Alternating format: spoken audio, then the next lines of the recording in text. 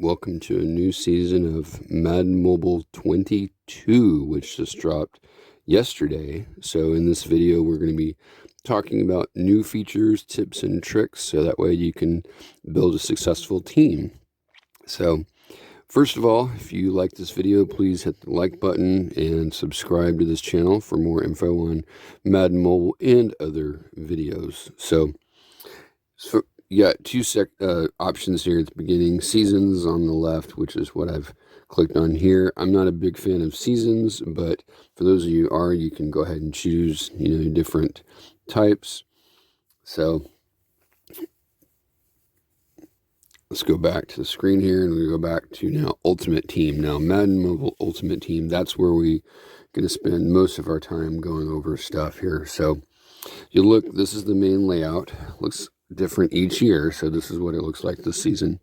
So if you look, you got the different sections. You got the journeys, which is basically like Master Series.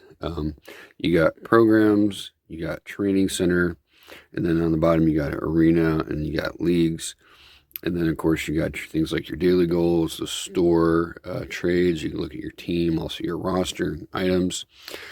This right here, the Rookie Center, it's going to go over the different types of things here. So this just tells you kind of the basics. We got a new classification of players. Uncommon are players that are in the 70s. Rare are ones that have OVRs starting in the 80s, and then my guess is with the Epic, haven't been released yet or haven't seen any, their OVR will be in the 90s. Once you do training, then their OVRs will go up, and so that's how you level them up. Also, you can just add different stars. You do that by getting shards, and then that will raise their power level and their performance. So anyway, certain events have lineup requirements. It'll tell you specifically what it is for each event and allow you to go to edit your lineup and see. So this helps kind of give an overview for excuse me, for the teams, or for this season's team. So got the daily goals here on the bottom, and just like in years past, daily goals are really good for building up experience. So whenever possible, try to meet all daily goals. You can kind of click through them, and it'll tell you what you have to do for earn each one. And most of them are attainable as long as you play a little bit every day.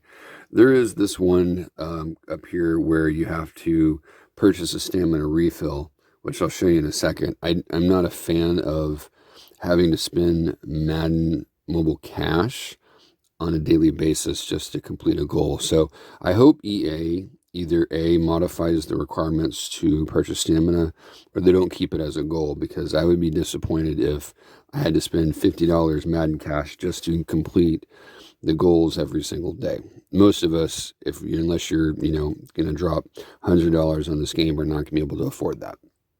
So anyway, hopefully they change that. See here, if you click on stamina, 50 Madden cash for a stamina refill. And again, that's a requirement to complete all daily goals. So not happy about that. So if you click on training center here, it goes through the different sections. You got stamina. This is how you get your stamina refill. Of note, you can also get it in the store. So you can get it one of two ways, and then you can watch videos 2 times per day, I believe, to get stamina, a little bonus stamina.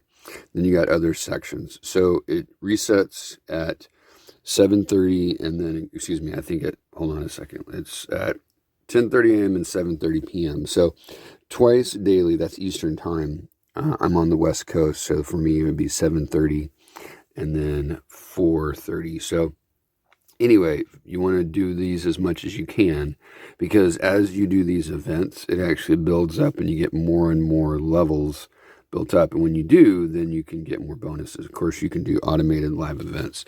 So you want to do that for the coins, for the training points, for the players, for the trophies, because the more that you do and the more levels you build up, the better the rewards. I'm going to go ahead and do an event right here. This is in the players section. And so some of these have been winning in the fourth quarter or come back in the fourth quarter. So you got 45 seconds to win the game. I like to run the ball, so I'm just going to kind of go through it. Z close counter weak is my new favorite play. It's where the running back runs to the left. And a lot of times if you get a good gap, almost had it, then you can bust it and take it to the house. I like running plays whenever there's like 45 seconds or less because it runs the clock down. One thing I don't like when I'm doing events like this is having the defense, or basically the other team, be on offense and have to be on defense, because then more time gets wasted, them calling plays, calling timeouts, and etc. So I like to, run the ball down all the way to the goal line and try to have it where right when I score, there's very little time left on the clock. I'm going to call a timeout here real quick, so that way I don't want to lose too much time. We got 11 seconds left. Some of you might think it's a bit crazy still running the ball from this far out, but 11 seconds you can do, well, okay, well, at least I got the first down. Better call another timeout real quick. If it gets too low, I might have to throw a pass, but for right now, I'm just going to try to run it in from here. Again, that'll take the clock down. Oh, yeah. So just like that. Now there's only 4 seconds left. Obviously, in a tight game where it's 6-6, you want to kick the PAT rather than do a 2-point conversion, because if it does, it goes into overtime, and then you don't want to have to mess with that. So from here, I'm going to do a soft kick. You don't want to touch back, so you want to use less power and get it where they have to catch it in the field of play. And if we're lucky, he'll get tackled. Yep, he got tackled with 0 time left on the clock. So anyway, so that's how you do that one. And let's see what we got. So early on, if you open players, a lot of times at least one of them would be good. My linebackers are better, so the 65 overall is not going to fit, or not upgrade. So then you go to daily goals, you go to claim, so then you can claim there.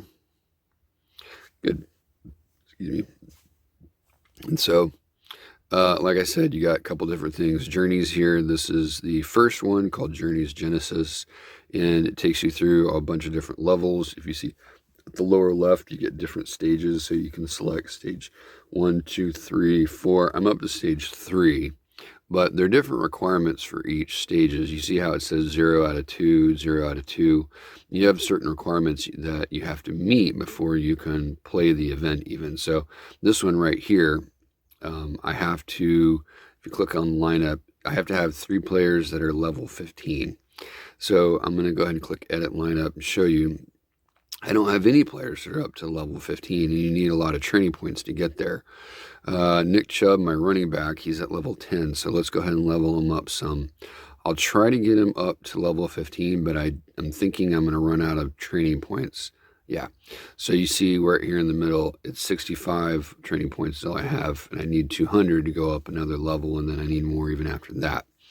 So there's a variety of different places you can go to get training points. If you go back to the main screen, there is this new thing called trades. It's on the left-hand side there. And there's a couple different tabs you can go to. You can click on this one. It says Journeys. It's basically to get some rewards.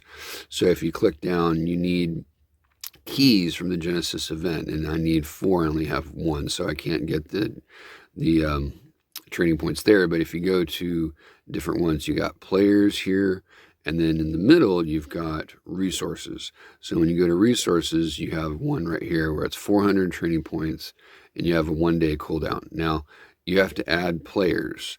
I'm going to go to my lowest level players. You got some 59s I'm just going to throw in here, and I'm going to hit submit.